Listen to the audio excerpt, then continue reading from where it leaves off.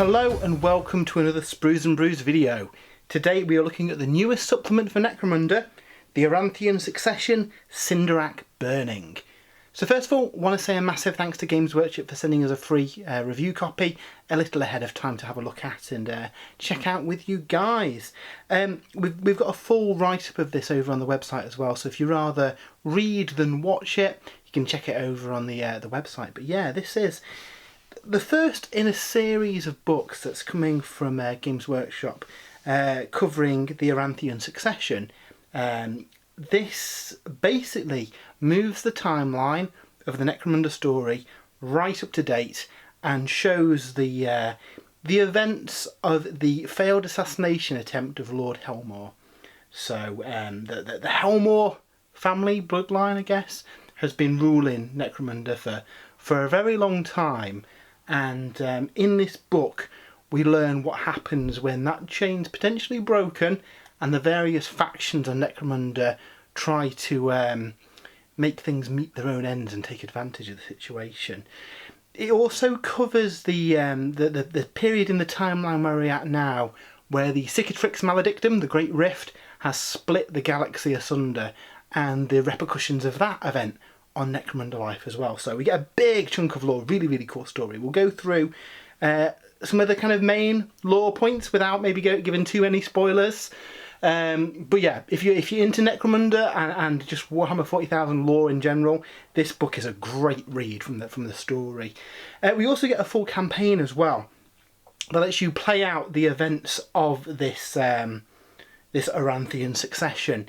So basically, your gaming group will divide into the various parties, kind of for and against the Helmores, and those sitting on the fence who maybe want to commit at a later date, and they'll gather the support of the various houses and guilds in order to build that kind of faction strength. This will then lead on to further books. So this is going to be a series of books that kind of explores this lore, takes things forward, and then lets you play through those developments. And then, as with the other kind of like campaign books, we also get new scenarios in there as well. And what's really cool with the scenarios in this book is that you can play them as like historical scenarios too. So it'll give you the suggested forces that took place in the real, quote marks, battle. So we will be doing some content on this on the site as well. I think what we might do is play through the like historical scenarios and kind of show the ongoing story of this this Aranthian Succession. So yeah, without further ado, shall we crack open Cinderak Burning and see what is going on? So I didn't mention as well, there's a lot of kind of rules content in here as well for the main kind of players within this book, who are basically the Esher and the Goliath gangs, along with some new mercenary forces and people sitting on the fence. But yeah, things are not going well on Necromunda.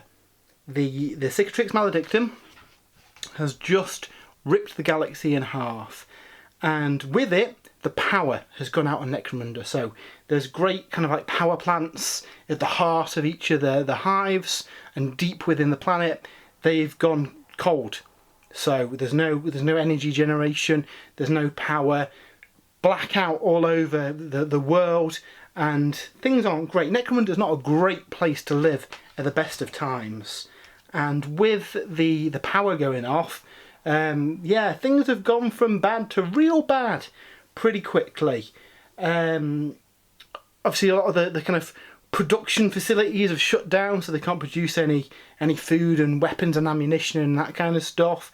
Equally, the various gangs have taken advantage of this. You know, there's been prison breakouts and prisoners are running riot all over the streets. Various kind of chaos cultists and the like have taken the opportunity to put up effigies of their dark gods. The enforcers are spread pretty thinly. There's all this chaos going on everywhere. There's no communication into or out of the planet. Communication across the planet's pretty patchy as well. At the same time, the Ashwaste nomads have taken advantage of this chaos and this darkness and potentially created by the various shamanic figures within the Ashwaste Nomads, have created these storms that are rolling over the planet as well. So a giant migration of Ashwaste Nomads, larger than what's ever been seen, is now attacking various outposts throughout the planet. So things are looking pretty bad. It's not very good. And during this, a faction unknown decides to take advantage of the chaos and attempt to assassinate Lord Helmore himself. So we learn that an assassin has been sent into the Spire. It is what's amazingly referred to as a murder cyborg. So think the T-1000 from Terminator. It is an endoskeleton covered in like synthetic flesh that's kind of managed to get through a lot of the defences with a false hood, and then basically just marched into the room and started opening fire on Lord Helmore. Now the assassination attempt is bungled. It doesn't go perfectly well. The cyborg doesn't get a kind of flawless kill on Lord Helmore. However, he is critically wounded, and I don't think he's probably going to survive. Hashtag spoilers. We don't learn of his ultimate fate here, but he's pretty much as good as dead, sealed away in like stasis, because they don't think they can save him, and they're just doing what they can to keep him alive. And basically, this kicks off this whole succession event on Necromunda. Lord Helmore had a lot of children. I think he's got like 17 legitimate sons and 13 legitimate daughters, plus all the various illegitimate children he's got, such as Khal Jericho. So immediately, all of those children are out for themselves to try and prove themselves as the next worthy successor of Lord Helmore. Now, the Helmores have managed to rule Necromunda through the kind of the unity and belief of all the various factions on Necromunda. And if it happened that something changed so that all those various factions didn't support Lord Helmore, then potentially another force could become the dominant party on Necromunda. So a lot of these houses and guilds are thinking that actually, do we put our faith in one of the Helmore offspring to rule the planet, or do we make a move for ourselves? And so there's a lot of kind of split factions and a bit of a civil war going on in Necromunda. A lot of the gangs are kind of being very opportunistic as well, so they want to quickly, particularly the Esher and the Goliaths, the kind of the main offenders here, who are trying to gain the support of various factions in order to, regardless of who is sitting on the throne essentially at the end, they will end up as the strongest gang. So the Eshers concoct a plan to starve the Goliaths of the kind of stims that they need in order to grow the new Goliaths, where the Goliaths go for a more kind of brute strength approach and want to basically hit fast and hard at various Escher strongholds and eliminate them as kind of, at the minute, they're kind of the two main factions on the planet, so they're both out to get each other. And this kind of frames the whole kind of storyline within this book. Again, I don't want to go too much into spoilers because there's some cool stuff in here. We do get a kind of outside element of chaos thrown into the mix with Lady Credo, who is looking to basically overthrow the status quo.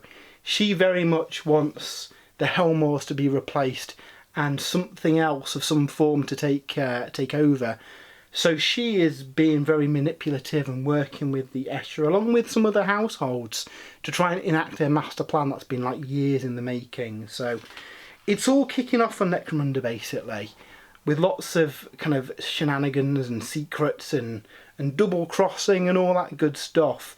And it'd be really kind of interesting to see where this storyline goes. We see a bit of a schism in House Esher between those who have kind of joined Lady Credo's rebellion and want to kind of, I guess, replace the Helmore bloodline, and the Esher factions that believe actually things have been pretty good under Helmore rule, and we don't want to ruin all that because it's potentially going to kind of affect our profits, and we've got a good thing going on. You know, better the devil you know by having a Helmore in charge. So we do see this bit of a civil war within House Esher, which also affects Lady Credo's plans. I guess if the entire faction had sided with her, her rebellion would have been a lot more successful. But because we've got this split, it makes things a lot difficult. We also kind of see this with the Goliaths as well. There's various individuals within the kind of Goliath leadership that have got a few different ideas of where to go. Lady Credo reaches out to one of them to try and make a deal, and this character kind of takes over. He kind of defeats the old leader, and again, without going too much into spoilers, things don't go exactly the way Lady Credo planned as well. So yeah, there's a lot of cool stuff going on. As part of the Goliath plan, they want to take out Cinderak City and take it for themselves. It's got a large Orlok and Esher presence. They've kind of like teamed up at this time to fight off the Goliath menace, and we see this kind of culminating in a big showdown in Cinderak City, which I guess is what the book's named after. So yeah, really, really cool.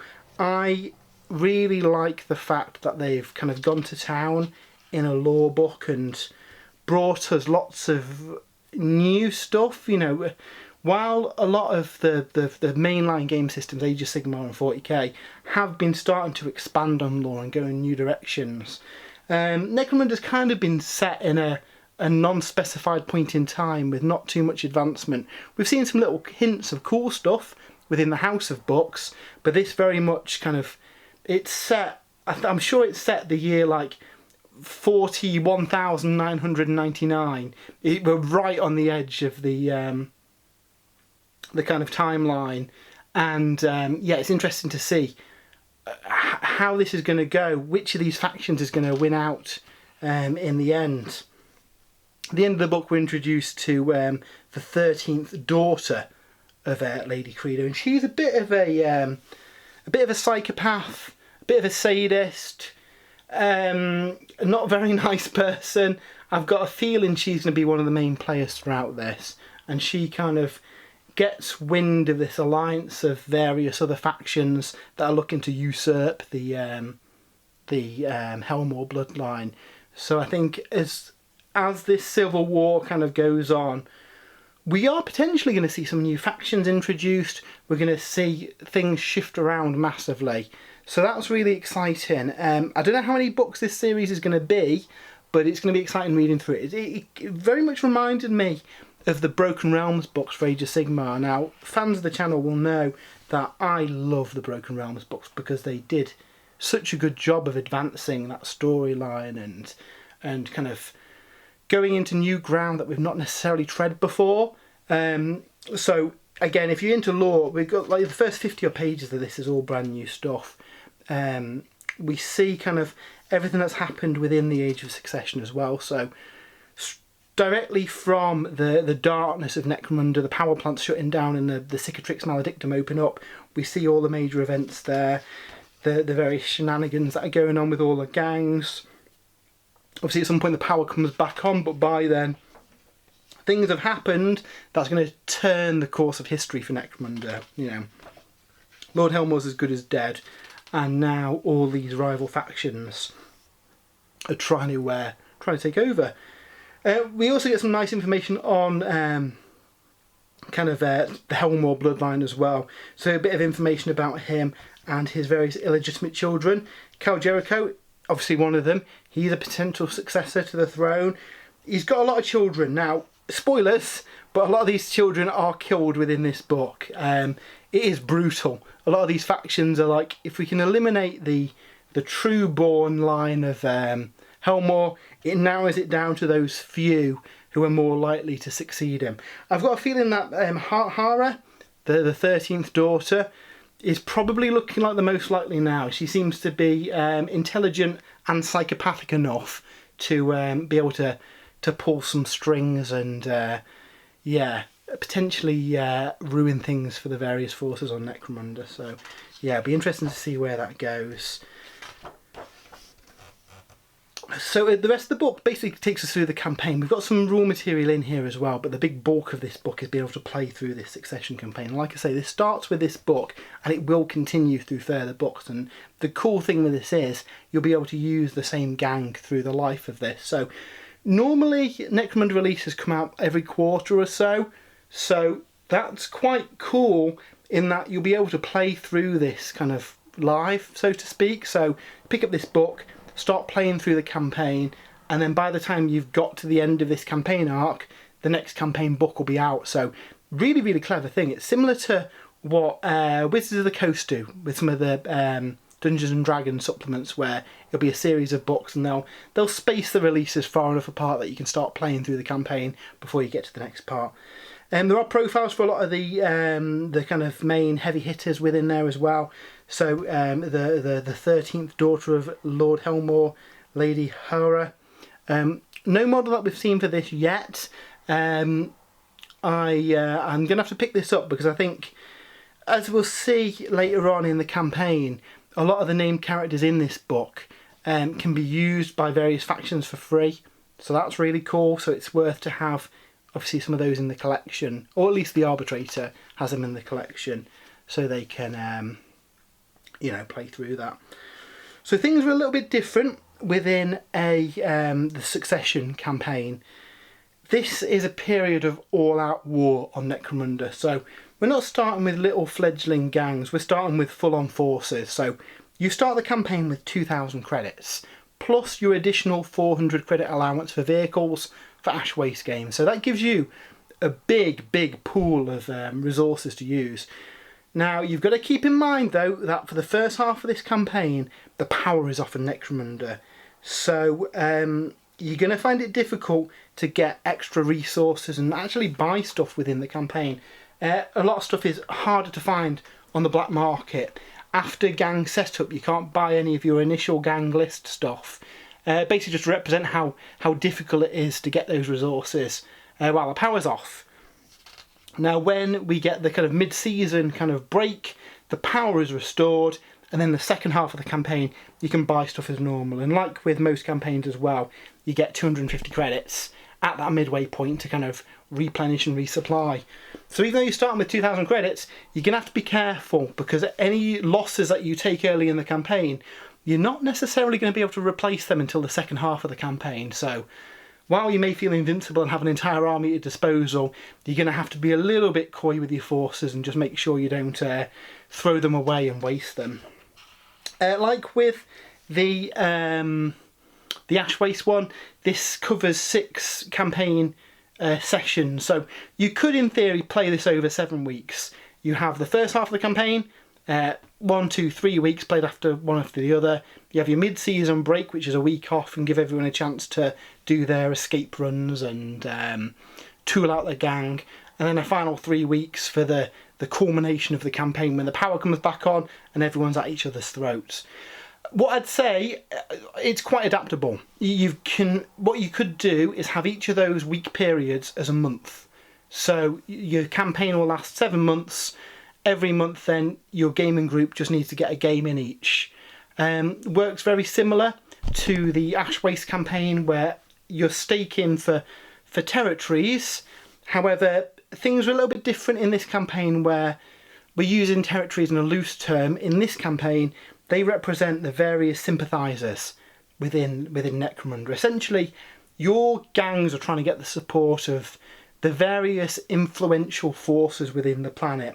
So the various guilds, the various houses, the various kind of sub-factions and stuff. Each of them will have different benefits. And at the start of the campaign, every player will be assigned one randomly, and then there'll be a pool that are unaligned, and during the first half of the campaign you will fight over the support of the unaligned ones until they're all claimed. And then in the second half of the campaign you're trying to fight for the support of sympathisers that are with another faction. So if, say, you were Goliath and your friend was Orlok and they had the Electro Guild, you could challenge them in order to try and get the support of the Electro Guild. So very similar to how the roads work and territories work in other campaigns. But yeah, the resource that you're fighting over is the influence of these different factions. So yeah, really, really cool. The various factions have different benefits to them as well. So like with other campaigns, they will give you cash, they'll give you different things that you can do. So it is worth kind of swatting up on which factions you want to kind of sway to your side, because that'll make a big difference. The other thing that will also make a difference to your campaign is who do you sit with in the great kind of civil war that's going on in Necromunda? Do you side with the Imperial House? Do you kind of decide that actually the Helmore bloodline should be ruling Necromunda and you're going to fight for that? If you do that, the Imperial House has got lots of money. They will fund you for this. So you get an additional D6 times 10 credits to the stash at the end of every kind of session. So that's quite a big stream of money coming in. You also get access to a couple of special characters that you can get for free. At the start of the game, you roll the dice. On a 4+, you can pick either the Chemist Mother from House of Blades or Lady Horror, the 13th daughter of Lord Helmore from this book. You just get them for free in your gang, so really, really cool. You could, however, decide to side with Lady Credo's rebellion. You decide that actually no, Lord Helmore and his siblings, his offspring, should not be ruling Necromunda. They had their chance, they've ruined it, and now a new force is going to take over. If you do that, you gain additional reputation to represent the fact that, you know, these are shaking up the system. Similarly to the emissaries of House Helmore, you roll a 4+ at the start of a game and you can pick either Aetherian Styx, who is like the bodyguard of the matriarch of House Esher, Lady Credo herself. And again, they will join your gang for free. Aetheria's rules are in this book, Lady Credo's rules are in Book of the Outcast. Or, alternatively, you could decide, actually, you know what, I'm going to sit on the wall and see how this plays out and pledge to a faction later on. And you will eventually have to pick a side, but there are advantages to sitting on the wall and seeing which way the fight goes. So you get additional experience points if an enemy leader is taken out of action. And again, on a 4+, you get access to a variety of various characters. So Gorshiv Hammerfist, Janga Gunfists, Margot Medina, or Vesper Minx Medina. So basically any of the kind of like Orlok and Goliath characters, again on a 4+, you get to add them to your gang for free for that fight. So that's quite interesting, I like that. As an arbitrator, it's probably quite important to make sure you've got a mix of the different factions, because obviously a lot of this is based around this big civil war going on. So it's absolutely fine if you've got Esher signing with the Imperial House and another Esher gang going with Lady Credo's of Rebellion. From the lore, that's brilliant, because we've got this kind of schism in all the different factions. So really, really cool to play out. I think this would be a really fun one to play if you could try and represent all the different kind of like houses on Necromunda and have them all kind of fighting over this. So that is really cool. The actual sympathisers themselves have different abilities, like I said, so we're not going to go through them all because there's lots of them. But for example, the Prometheum Guild makes any weapons with blaze plentiful, and they also get D6 times 10 credits in their stash at the end of each kind of session. The Fallen House, while they control these sympathisers, a gang may hire a bounty hunter for free during the pre-battle sequence. Additionally, the gang that controls them adds D6 times 10. If the battle is against a gang allied to the Imperial House, you get 2d6 times 10. So again, when you're kind of picking who you're going to go after for the sympathisers, and there's loads of them, you use a deck of cards to kind of generate these. I kind of hope that they release a pack of cards with all these sympathisers on, just for the pure reason that I quite like the physical element. We've not been sent anything with this, so I assume that they're not coming out, but they'd be easy enough to make some little cards to represent the various houses and guilds and stuff, and I quite like that as like the gimmick of what you're fighting over, because that's it's quite thematic really. So Gorshiv Hammerfist is one of the other new bounty hunters included in here. He's got some combat chems that basically can use to get some additional attacks, but if he rolls a 1, basically his attack profile is reduced as he has a bad reaction to the drugs. He's pretty cool. I believe the miniature is up for pre-order today as well. I'm not sure because a lot of this blurs together. But yeah, if he's not out now, I'm sure he'll be out fairly soon. The one I'm looking forward to is Aethera and Styx. So this is the bodyguard of the matriarch of House Esher. They side with Lady Credo and her rebellion, and this is one of the characters that you can bring along on a 4+ if you side with that faction during the rebellion as well. So that's pretty cool. The models look absolutely amazing as well. They've been on Warhammer Community over the last couple of days, and again, hopefully these are out, if not on the same day as the book, shortly after. I'll be ordering these and painting them up because they look absolutely gorgeous. We also get the rules for Vesper Minx Moderna. That's the kind of quad bike mounted Orlok character that was recently released with the Ash Waste stuff. Her profile is in her blister, but it is also here as well. So this book kind of like collects together all those recent character releases, so that's pretty cool. We then go on to the narrative scenarios themselves, and what's really nice about these, you can play through the campaign in the book using these missions, and that is really the intent. But there's also box outs that let you play the mission as like a historical narrative game, so you can use the forces that were represented during the events of the book. So for example, for the Fall of the Bad Zone's Outpost mission, you could play it as the Fall of Sump City. So if the players wish, they may use the scenario to represent the fall of Sump City as the Eshers and their allies fight for Sump City against the Chaos Cultists, corrupted gangs and the beasts of the Underhive.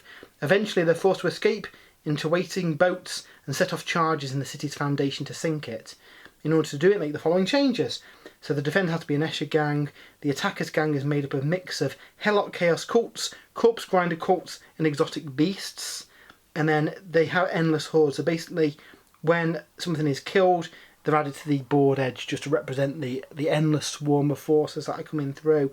So that's really cool. For the site, I think what we'll do is play through these scenarios following the narrative of the book using these forces, because you'll get some different looking games compared to what you'll get playing through the campaign yourself.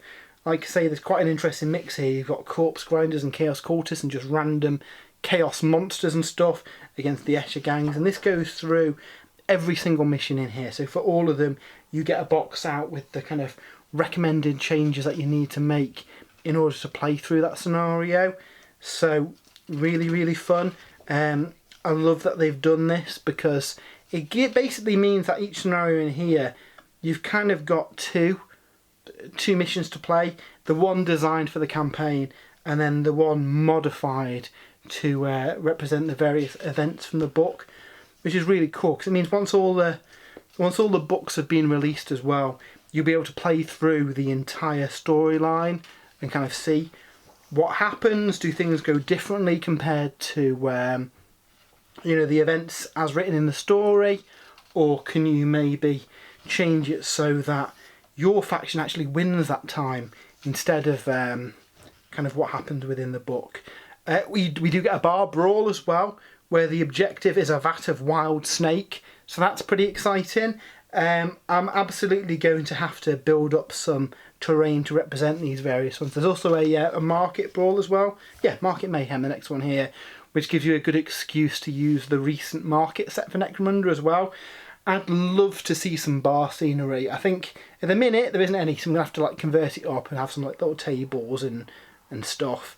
I'd love to see something like the market scenery kit to represent the insides of a bar. I mean, we've got the scenario now, so you never know. That'd be really cool to have. But equally, there's lots of kind of scale miniatures you can use to do that anyway. So yeah, the scenarios are really fun, and massive props for them having the kind of historical narrative events in there as well. And like I said, there was also some rules in here.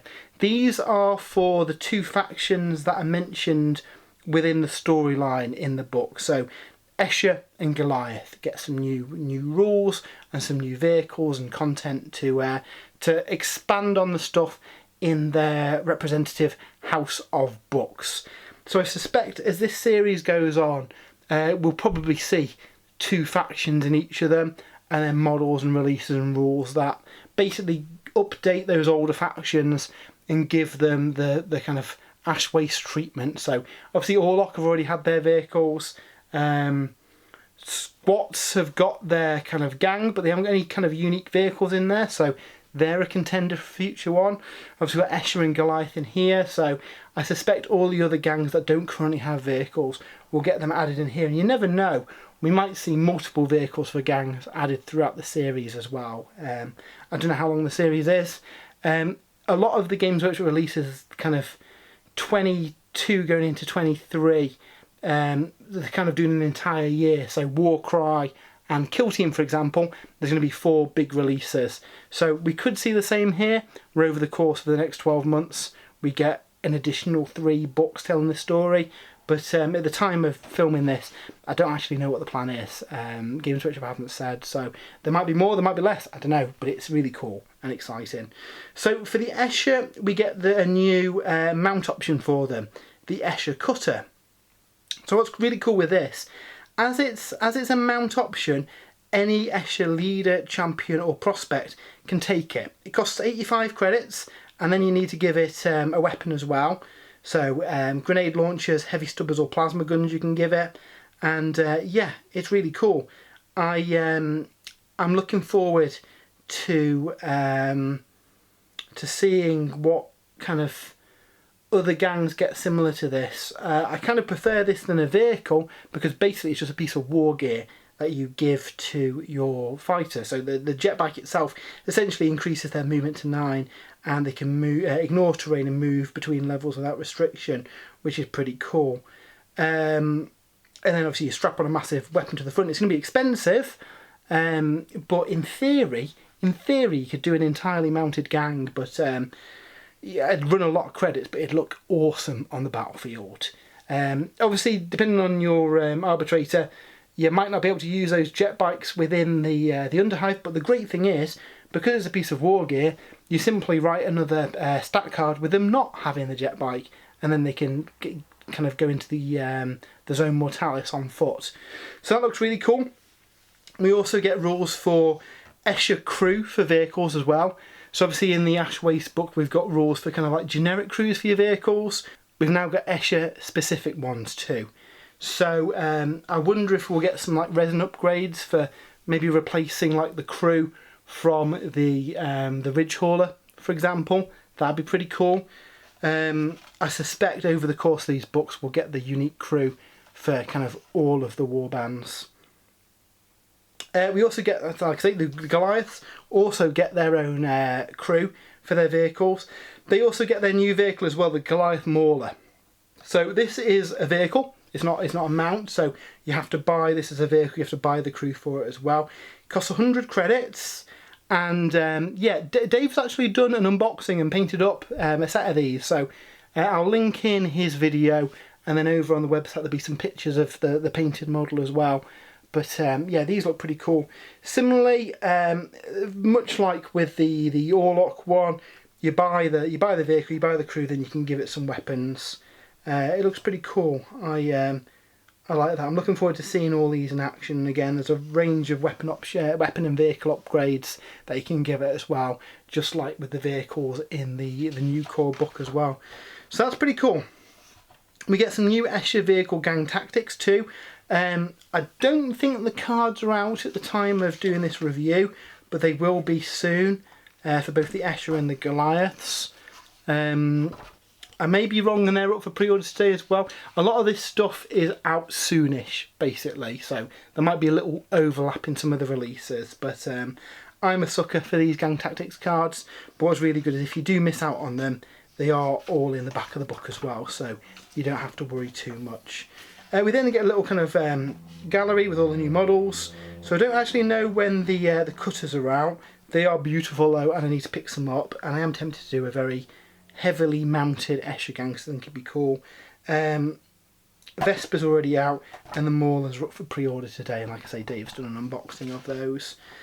And then we get the usual kind of weapon profiles and vehicle profiles and all the special rules and stuff in the back here as well. So, like with the other books, anything in the book that's got rules that you need to reference are all in the back here as well, which makes things really easy to work through. So yeah, that was a quick look at the Aranthian Succession, Cinderak Burning, the latest supplement for Necromunda. I really enjoyed reading this one, and if I wasn't midway through a Necromunda campaign already, I'd be starting this like tomorrow. So we're going to finish the current campaign, we'll start playing through this, and like I say, for the website, we're going to film up the kind of narrative battles from this as well, because I think that'd be a bit of fun to see. Kind of follow the story in the book against kind of our battles, and if we time it right, hopefully by the time we've played through all these, the next book will be out as well, so that'll be pretty cool. So yeah, once again, massive thanks to Games Workshop for sending us this early to have a look at. As usual, I've done a full written review over on the website as well, so if you are interested in that kind of thing, check it out, that'd be great. If you have enjoyed the video, why not subscribe to us? We do lots of kind of unboxings and battle reports and videos and that kind of stuff. If you would like to support the site too, we have an affiliate link to Element Games, which will be in the description. Click through that, and not only will you save yourself some money, you'll also help towards running costs of the site and all that, because we just do this kind of in our spare time. It's not a full job, this is just a hobby at the end of the day. So yeah, thanks a lot for watching. I'm really looking forward to seeing where the storyline of Necromunda goes, and yeah, if you are making a new gang, tag us over on Twitter at Sprues and Brews. I'd love to see your various gangs and your models painted up, and yeah, let us know in the comments if you will be playing through the Cinderak Burning book and what gangs you'll be using. So until next time, we'll see you soon, and have a great weekend.